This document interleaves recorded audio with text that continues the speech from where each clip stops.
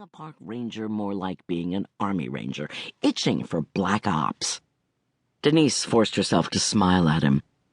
After making it a point to saunter slowly from table to table, saying her goodbyes so it wouldn't look like she was slinking away with her tail between her legs, Denise made it to her Miata.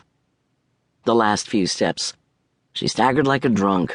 What the hell was that about? Holding onto the low door to keep from falling, she took deep breaths. Tremors rattled her bones. Almost as if Peter, his eyes, all the eyes, the baby, Lily, everybody knowing, had brought on some kind of seizure. As if around Peter and his postcard-perfect life, she could no longer fill her lungs.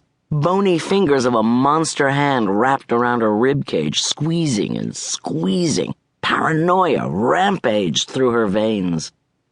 No, monster, no seizures. Hyperventilation is all. Lily doesn't know. They are fooled. I have them all fooled, Denise told herself. For the most part, she knew she was right. Certain people had a knack for seeing the ghost behind the eyes. Those people Denise avoided.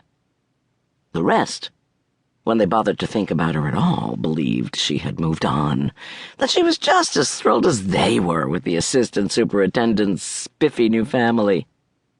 When she could do so without stumbling, Denise opened the car door and slid into the low bucket seat.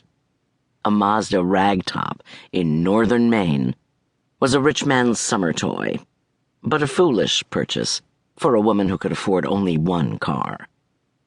Denise had bought it a week after Peter announced he needed space, then promptly gave himself that space by throwing her out of the house they'd shared for 11 years.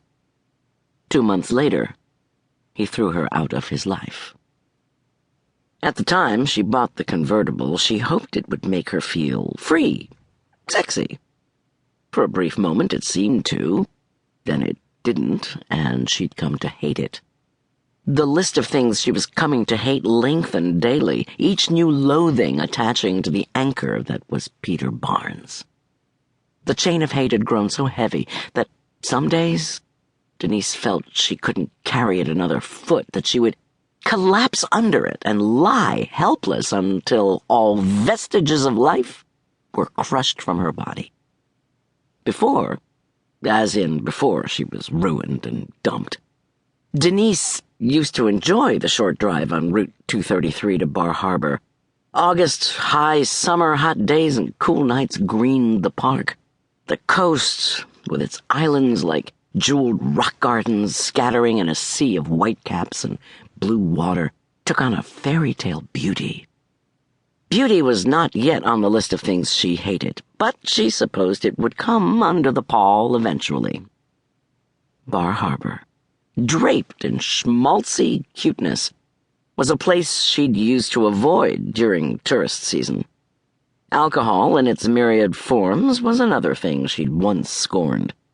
This evening, after suffering through another picnic with the royal family, she craved a place as fake as the promise of happily ever after, and a beer.